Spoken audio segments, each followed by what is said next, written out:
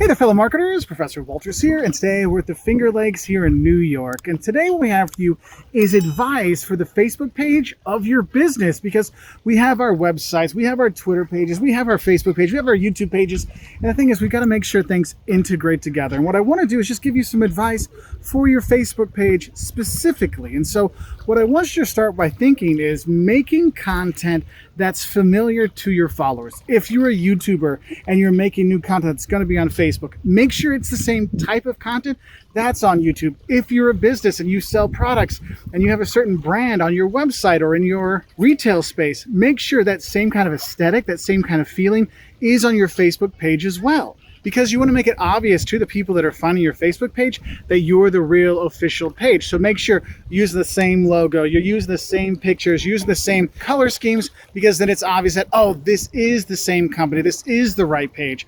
Because if you're using green and white on your website and then you're using red and white on your Facebook page, people get confused thinking, wait, is this the right company? So make sure you have that. So make the content familiar.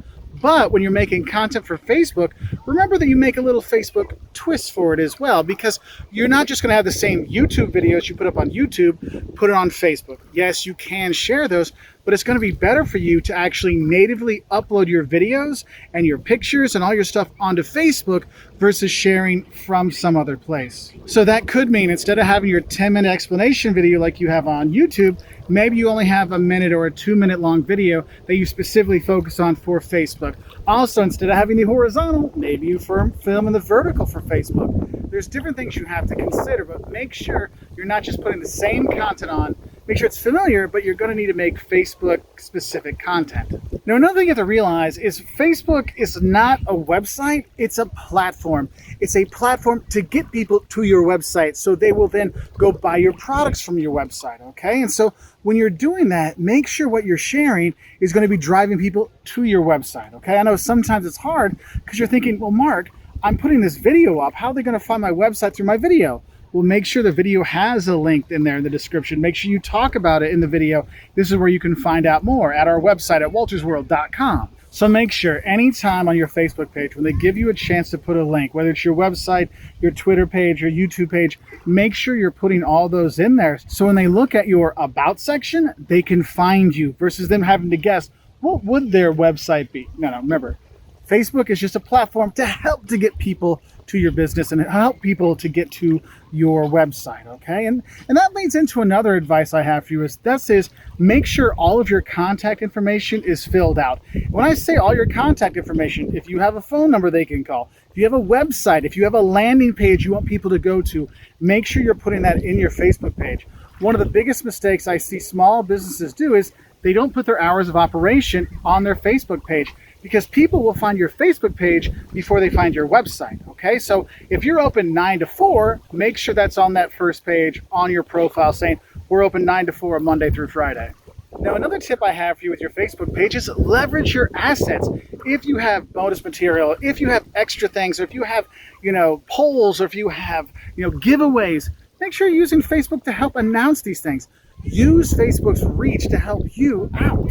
Because what really gets people excited is if you have a preview to your latest product launch or a preview of one of your big projects you're doing, because that entices people to learn more. Oh, I saw there's a new preview on the Facebook page. When is that movie coming out? When can I go see that new Spider-Man or Batman movie? You can do that. So use those assets and leverage them to help people be more excited about your Facebook page, and not that your Facebook page is just something extra they could look at. So my next tip for you is make sure you're engaging with your customers online via Facebook. If they're posting questions, if they're sending you direct messages, make sure you answer them, or at least give that like when they send in some kind of comment so they know that you heard them. And the thing is, that engagement you have on there, you can really build a good relationship with your customers via social media, via those Facebook comments, via writing back and forth. And what's cool is that engagement can help you learn about new products or new services you could actually make. It's like, hey, could you make a video about this? I'm like, oh yeah, I hadn't made a video about entrepreneurship yet. We can do that. So you can get ideas from your customers there. They can share with you, but also they can help you find out if there are mistakes, because sometimes people don't share the bad news in person. They like to post it online. They like to share about it on Facebook, and then you can learn from that as well. So make sure you're listening and you're engaging with your followers on Facebook. Now, another tip I have for you is you have to realize is that if you go off topic on your Facebook page, people will unfollow you. If I follow you for advice on visiting the Finger Lakes here in New York and you start talking about, travel in California, like, wait a minute, I'm here to learn about what's going on this weekend at the Finger Lakes, not about California. And that can turn people off. So make sure you're focused in terms of the type of content you're going to be making and sharing on your Facebook. And that's why sometimes you have a list. Here are other Facebook pages. Here are other websites that we can share from so it stays on topic. Because that's why you'll see when companies go off topic, people are like, wait, why are they talking about that? That has nothing to do with Coca-Cola. That has nothing to do with American Airlines. You're talking about something completely different. I don't understand why you're doing that. And that confuses customers and that gets them to unfollow. And then my last set of advice has to deal with dealing with negative comments. Because you know what? On those reviews, not everyone's going to be happy with your products. Even if you do a great job and your product's awesome, people always find a way to complain, right? And so how do I deal with those negative comments? One, read the negative comments. Make sure you're reading those reviews and those comments, because sometimes you actually did screw up and you can learn what went wrong. But also by you answering those questions and answering those people's issues, you can send them, oh, you're having an issue with this? Well, here's our FAQ that can help you out. Here's the contact information for our customer service to help you. And then people see that, oh, when people have problems, they talk about it. This company actually does something and tries to help them out. Wow. Because you don't understand is sometimes you can turn an upset customer into a real champion of your brand because you helped them out. So don't just ignore the negative comments, read them and answer them and learn from them. But the thing is, sometimes you just have people that write nasty comments. I mean, some small businesses, like their competition, will just write bad reviews and things like that.